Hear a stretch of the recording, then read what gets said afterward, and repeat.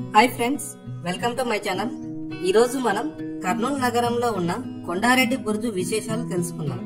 అసలు కొండారెడ్డి బుర్జు అంటే ఏంటి, ఎవరు నిర్మించారు, ఎందుకు నిర్మించారు, ఆ పేరు ఎలా వచ్చింది, ఇలాంటి ఎన్నో విశేషాలు తెలుసుకోవాలంటే వీడియోని స్కిప్ చేయకుండా చివరి వరకు చూడండి.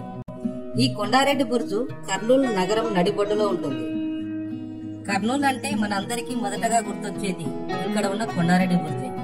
కొండారెడ్డి బుర్జును రాయలసీమను పరిపాలించిన అచ్యుత దేవరాయలు 15వ శతాబ్దంలో నిర్మించాడు. ఒకప్పుడు ఈ బుర్జుని అచ్యుత దేవరాయ బుర్జు అని పిలిచేవారు. కొండారెడ్డి బుర్జును విజయనగర సామ్రాజ్యంలో నిర్మించారు. 1549 మధ్యకాలంలో శ్రీకృష్ణదేవరాయల సోదరుడైన అచ్యుత దేవరాయలు విజయనగర రాజుగా ఉన్నప్పుడు కర్నూలులో ఈ కోటను నిర్మించారు. కర్నూలులో ఒకప్పుడు కొండారెడ్డి బుర్జు ఒకటే కాకుండా కర్నూలు నగరం చుట్టూ మొత్తం 4 బుర్జులను నిర్మించారు. అయితే ఇందులో 3 బుర్జులు ఇప్పుడు శిథిలావస్థలో ఉన్నాయి.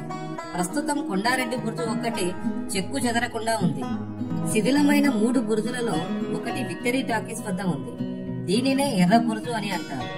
మిగిలిన 2 బుర్జులు తుంగభద్ర నదీ తీరాన ఉన్న సాయిబాబా ఆలయం వద్ద ఉన్నాయి. ఈ బుర్జు మొత్తం ఎర్రటి ఇసుక రాయితో నిర్మించారు.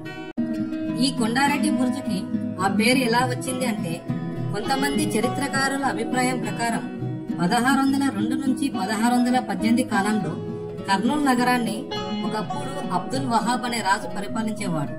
ఆ సమయంలో నందికట్కూరు పాలెగాడైనటువంటి కొండారెడ్డి ఇతని అధికారాన్ని ధిక్కరించడంతో అబ్దుల్ వహాబ్ కొండారెడ్డిని ఈ కారాగారంలో బంధించాడు. కొండారెడ్డి ఈ బురుజులో మరణించడంతో దీనికి కొండారెడ్డి బురుజు అనే పేరు వచ్చింది. మరికొంతమంది అభిప్రాయం ప్రకారం అలంపూర్ ప్రాంతంలోని దేశభక్తుడైనటువంటి కొండారెడ్డి ఆంగ్లేయుల అధికారాన్ని ధిక్కరించడంతో ఆంగ్లేయులు అతన్ని ఇక్కడ బంధించారు. ఏది ఏమైనప్పటికీ ఈ కొండారెడ్డి బురుజును నిర్మించింది మాత్రం విజయనగర రాజైనటువంటి అచ్యుత దేవరాయలు.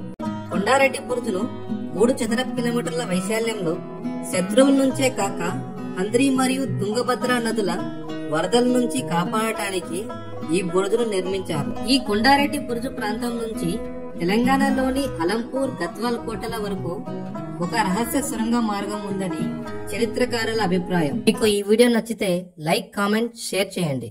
ఇలాంటి మరిన్ని వీడియోస్ కోసం నా ఛానల్ ని సబ్స్క్రైబ్ చేసుకోండి.